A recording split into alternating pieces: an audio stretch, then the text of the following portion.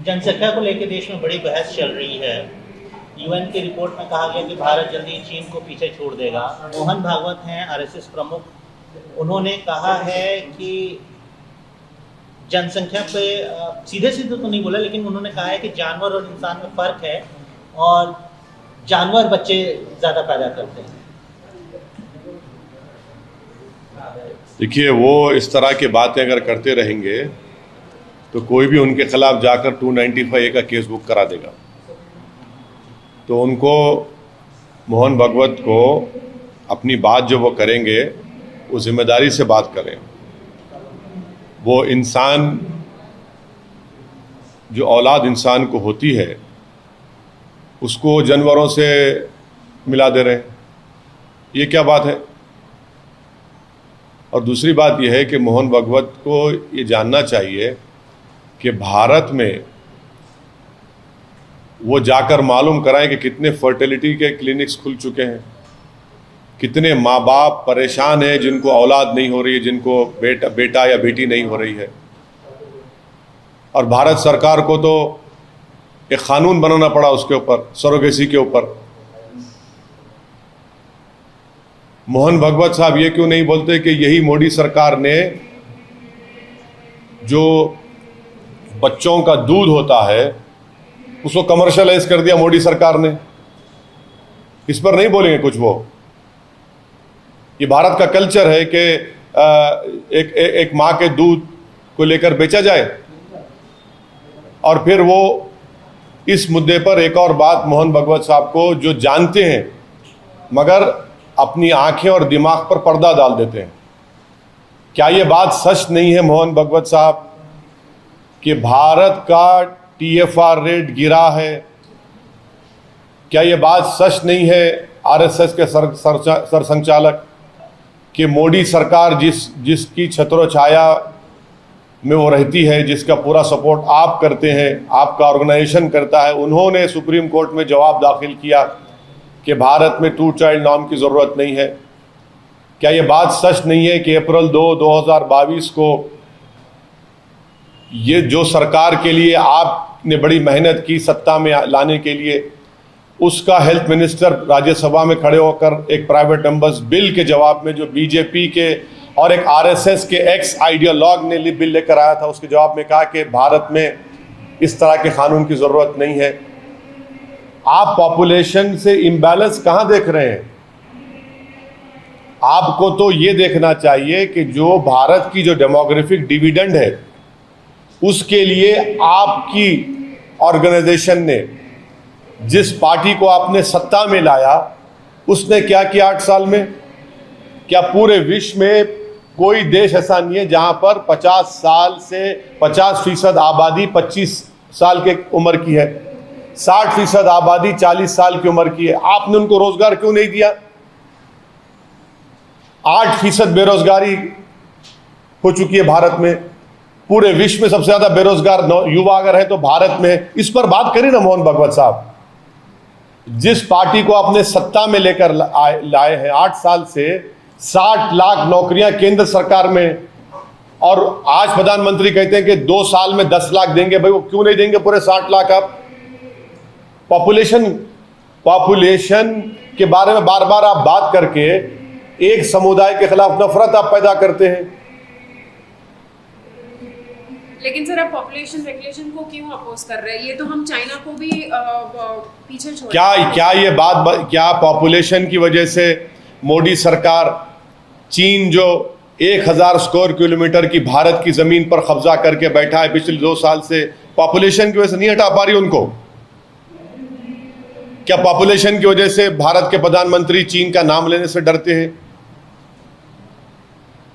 आप लोग इस बात को समझिए, जो गलती चीन ने की वो भारत को नहीं करनी चाहिए। आप लोग बार बार चीन क्यों, पॉपुलेशन आगे बढ़ जाएगा तो कभी जाकर हैदराबाद हो, दिल्ली हो, मुंबई हो, पुणे हो, जाकर फर्टिलिटी सेंटर्स में पूछिए उन माँ बाप से, पूछिए कि किस तरह तड़प रहे हैं वो लोग औलाद के लिए। पूछिए कभी जाकर, आप उस पर भी स्टोरी करिए। सर, क्या भारत सरकार अगर 2 बच्चों का कानून लेके आती है तो आप उसको समर्थन? मैं बिल्कुल समर्थन नहीं करूंगा, क्योंकि ये भारत के हित में नहीं होगा। और खुद मोदी सरकार जो ये बात कह चुकी है ना, सुप्रीम कोर्ट में आपने एफिडेविट दिया, पार्लियामेंट में आपके हेल्थ मिनिस्टर ने कह दिया, अब आप हेडलाइन चलाएंगे ओवैसी ने ये कहा है। आपको ये हेडलाइन चलानी चाहिए कि ओवैसी ने वो बात कही है जो मोदी सरकार ने पार्लियामेंट में कही और सुप्रीम कोर्ट में एफिडेविट दाखिल किया था इस बारे में, जो सही था वो एफिडेविट। खुद ब खुद भारत का पॉपुलेशन TFR रेट डिक्लाइन हो रहा है। 2030 तक भारत का पॉपुलेशन स्टेबलाइज हो जाएगा, मगर जितनी चीख पुकार, जितनी पेट में और सर में दर्द जो हो रहा है उन लोगों को, अरे जरा तो शर्म रखो। जो डेमोग्राफिक डिविडेंड भारत में है, हमारे भारत की 50% आबादी 25 साल के कम उम्र के युवाओं की है, कुछ तो करो उनके लिए। मोदी सरकार ने क्या किया बताओ? 60% आबादी 40 साल से कम उम्र की, आपने क्या किया 8 साल में बताओ? इस पर डिबेट होनी चाहिए। बेरोजगारी इस मुल्क का सबसे बड़ा बर्निंग मसला है। अब रहा सवाल, मोहन भागवत साहब ने यह भी कह दिया कन्वर्जन। क्या कन्वर्जन से भारत को क्या ताल्लुक? मोहन भागवत साहब बताइए, मोहन भागवत साहब के क्या भारत का कोई रिलीजन है? भारत का कोई रिलीजन नहीं है। भारत सब रिलीजन को मानता है, भारत की खूबसूरती है। भारत का कोई रिलीजन है क्या? आप चाहते हैं कि भारत का एक रिलीजन हो जाए, RSS चाहती कि भारत का एक रिलीजन हो, एक कल्चर हो, एक जबान हो। ये नहीं हो सकता। इसलिए नहीं हो सकता क्योंकि भारत एक मल्टी कल्चरल मुल्क रहा है और रहेगा। क्या आप साउथ की तहजीब को नॉर्थ में फोर्सबली इंप्लीमेंट कर सकते? नहीं कर सकते। क्या आप एक रिलीजन को इंप्लीमेंट कर सकते? नहीं कर सकते। भारत की खूबसूरती है। अरे भाई, आप इतना डर क्यों रहे कन्वर्जन से? मुझे समझ में नहीं आ रहा मोहन भागवत साहब। डरने की बात क्या है? कन्वर्जन तो एक इंसान का चॉइस है ना। चॉइस तो भारत के संविधान में फंडामेंटल राइट है। पुट्टू स्वामी जजमेंट के बाद मोहन भागवत साहब, चॉइस एक फंडामेंटल राइट बन चुका है। कोई मजहब चेंज करेगा, उससे तकलीफ क्या, आपको क्या हो रही है? कोई भगवान को नहीं मानता, नहीं मानता, ठीक है। यही तो खूबसूरती है भारत की। और देखिए मोहन भागवत साहब, एक बात याद रखिए, हिंदुत्व में और भारतीयता में बहुत फर्क है। हिंदुत्व में और भारतीयता एक नहीं है मोहन भागवत साहब। ये दोनों अलग अलग चीजें हैं। सर, क्या आप कुछ कहना चाह रहे हैं कि कन्वर्जन सही है? अगर आपका मन लगता है कि मैं कन्वर्ट करना चाह रहा हूं, तो मैं कौन होता हूं रोकने वाला आपको? मैं कौन होता हूं रोकने वाला आपको? कन्वर्जन जबरदस्ती पे होते हैं। देखिए सुप्रीम कोर्ट के जजमेंट्स हैं, किसी कन्वर्जन छोड़िए, किसी पे भी जबरदस्ती नहीं कर सकते आप। भाई, आप तो नाम पूछकर मारते हैं, वो जबरदस्ती नहीं है। गोश्त रखने के शुबे में आप वीडियो बनाकर मारते हैं, वो क्या है फिर? अगर कोई कन्वर्ट होना चाहता है, जैसा कि एक वो एक्स उत्तर प्रदेश के वक्फ बोर्ड चेयरमैन थे, वो कन्वर्ट हो गए, उस पर मोहन भागवत बोलो, उस पर बोलिए। अरे उस पर बोलेंगे नहीं? हाँ, वहां मर्जी आ गई, वहां मर्जी आ गई। प्यारे, क्या बात है, वाह वाह। आपकी मोहब्बत सलामत रहे उस आइडियोलॉजी के लिए। से होते हैं, उसके लिए वही तो प्रॉब्लम है। मोहन भागवत साहब ने ये भी कहा कि पॉपुलेशन के मुतालिक उन्होंने ये बात बोली कि जनसंख्या पैदा करना सिर्फ जानवरों का काम है। मतलब सुनिए, मोहन भागवत साहब को संविधान पढ़ना चाहिए। आप संविधान को कब माने हमको मालूम। अब भारत 75वीं आजादी यौम आजादी मनाने जा रहा है। तिरंगे को आप कब माने? ऑर्गेनाइजर पढ़ लो आप। आपने 3 रंग के बारे में आपके उस वक्त के सरसंचालक ने क्या कहा था, वो पढ़ लो आप। जनगण मन के बारे में आपके उस वक्त के सरसंचालक ने क्या कहा था, पढ़ लो आप। मोहन भागवत साहब, मेरी आपसे गुजारिश है कि डायरेक्टिव प्रिंसिपल्स पढ़िए भारत के संविधान के। आप लोग के दिमाग में खाली 44 घुसा हुआ है। क्या डायरेक्टिव प्रिंसिपल में नहीं लिखा गया कि जो कमजोर होगा उसको ताकतवर बनाया जाएगा? सोशली कमजोर होगा, ताकतवर बनाओ। इकोनॉमिकली कमजोर होगा ताकतवर बनाओ, पॉलिटिकली कमजोर होगा ताकतवर बनाओ। यही तो बात है, इक्वालिटी अमॉन्ग इक्वल्स की बात करता है संविधान। ये समझते नहीं, समझना नहीं चाह रहे, इन चीजों को जानते हैं मगर अपनी आइडियोलॉजी उन पर इतना गालिब आ चुकी है कि किसी को सच्चाई को दूसरी सच मानते ही नहीं है, बस अपने आप को सच मानते हैं। सच्चाई संविधान है, उसको मानना पड़ेगा। सर, ये अभी संसद में अनपार्लियामेंट्री वर्ड्स के बारे में कहा जा रहा है कि अब एक बात सुनिए, हम तो जो किताब जिन्होंने छपाया उनसे हम रिक्वेस्ट कर रहे कि भाई प्रोसीजर पे तो बात कर लो, पार्लियामेंट के रूल्स पे तो बात कर लो। बिल आता है सरकार का, एक ही दिन में बिल आता है, मेंबर्स कैसे पढ़ेंगे? और उसको स्टैंडिंग कमेटी रेफर नहीं करते, वो क्या रूल प्रोसीजर में नहीं है? रूल प्रोसीजर के तहत स्टैंडिंग कमेटी, अब स्टैंडिंग कमेटी रेफर नहीं करते। और अनपार्लियामेंट्री वर्ड के दूर की बात, वो अहम नहीं है, कंटेक्स्ट अहम है। कंटेक्स्ट, जो कंटेक्स्ट होगा अहम है। अब कंटेक्स्ट क्या है कि मैं बोलूंगा कि मैं मोदी सरकार पर फूल फेंक के मारूंगा क्योंकि आपने नौजवानों को बेरोजगार बना दिया। मैं कहूंगा पार्लियामेंट में खड़े होकर कि मैं देश के प्रधानमंत्री और उनकी सरकार पर फूल फेंक कर मारूंगा क्योंकि देश के युवाओं का मुकद्दर बेरोजगारी बना दिया। तो क्या फूल को अनपार्लियामेंट्री बना देंगे आप? मारूंगा उसके नहीं, फूल अच्छा, फूल बरसा के मारूंगा। और ये कहूंगा कि भाव फूल बरसाओ मोदी सरकार पर कि उन्होंने भारत के नौजवानों को बेरोजगार बना दिया। तो क्या अनपार्लियामेंट्री हो जाएगा? कंटेक्स्ट इंपॉर्टेंट है। ये लफ्ज की बहस में मत जाइए, रूल्स को, प्रोसीजर को फॉलो करने की जरूरत है। अरे भाई, बिल आता है, स्टैंडिंग कमेटी नहीं जाता। स्टैंडिंग कमेटी क्यों नहीं जाता भाई? संविधान में जो कॉन्स्टिट्यूशनल वैल्यूज है उस पर काम करिए। मालूम ही नहीं, कॉन्स्टिट्यूशनल वैल्यूज, कॉन्स्टिट्यूशनल मोरालिटी, कुछ ही नहीं, कुछ भी नहीं होता उस पर काम। सर, डिसेंसी और डेकोरम भी कोई चीज होती है? हाँ, बिल्कुल होनी चाहिए। ये डिसेंसी और डेकोरम है कि आप उसी दिन बिल ला लेते हैं, स्पीकर साहब से रिक्वेस्ट कर लेके मना लेते और उसी वक्त आप पास कर लेते, नाम पढ़ सकते, नाम समझ सकते।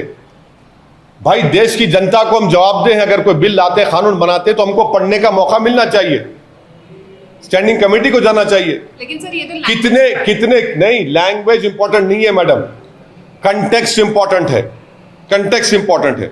पार्लियामेंट सेशन तो लैंग्वेज आपके हिसाब से पार्लियामेंट में किसी भी तरह से बात कर पार्लियामेंट्री वर्ड्स का यूज नहीं, अनपार्लियामेंट्री, देखिए आज के जमाने में होता क्या है कि कोई अनपार्लियामेंट्री वर्ड बोल दिया और माशाल्लाह से ANI उसको लाइव टेलीकास्ट कर दिया, जैसा कि हमारा करते हैं, रिपब्लिक करती है, ABP करता है, हमारे ZTV प्रसाद साहब करते हैं। आप लोग माशाल्लाह हमारे बहुत करीबी दोस्त हैं।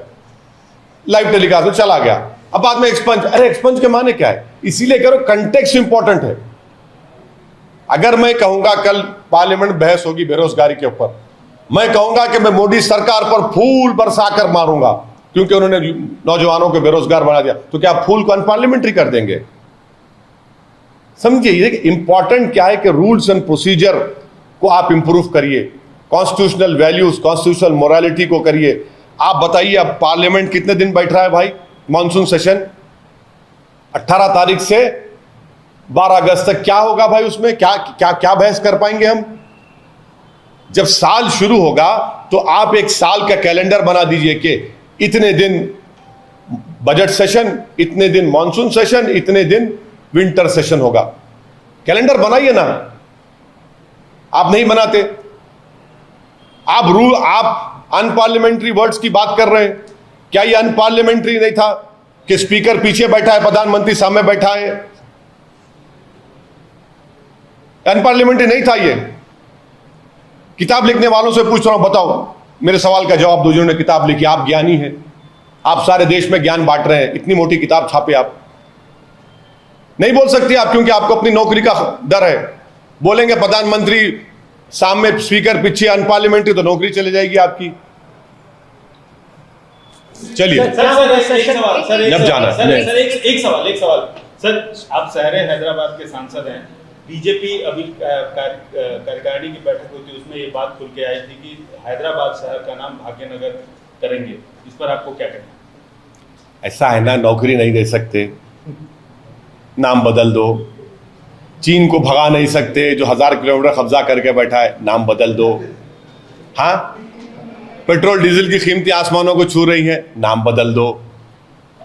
2 करोड़ नौकरियों का वादा किए थे 2014 में, नाम बदल दो। ट्रेड इम्बैलेंस को इंप्रूव करेंगे, नाम बदल दो।